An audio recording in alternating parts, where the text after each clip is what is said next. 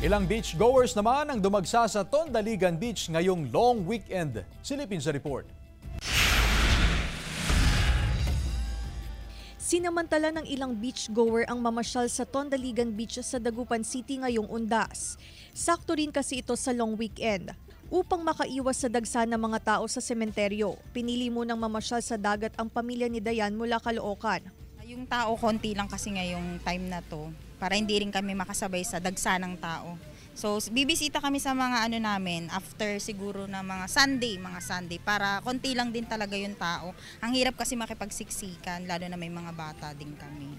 Bago naman pumasyal sa beach, nagtungo muna sa sementeryo ang pamilya ni Michael mula Bulacan. Ngayong araw nila piniling mamasyal kung kailan hindi pa ganoon karami ang tao sa beach. Inuna na namin po kahapon. Kasi hindi ho namin sinabayan yung yung flag ng tao ngayon. Kaya kahapon, inunahan na namin. Tapos dito naman po kami ngayon. Umaasa ang ilang shed owner na makababawi sa kita lalo na sa weekend. Sana tuloy-tuloy na hanggang pista ng Dagupan, balong taon ganon.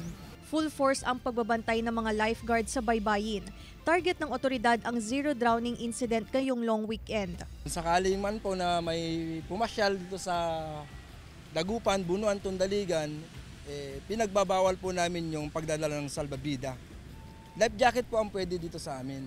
Tsaka nga po, bawal po tayong lumayo sa ngayon. Gawa po ng high tide po sa umaga at maglo-low tide sa hapon. Kasama si Henry Duminsil, Claire Lacanilao Dungka, One North Central Luzon.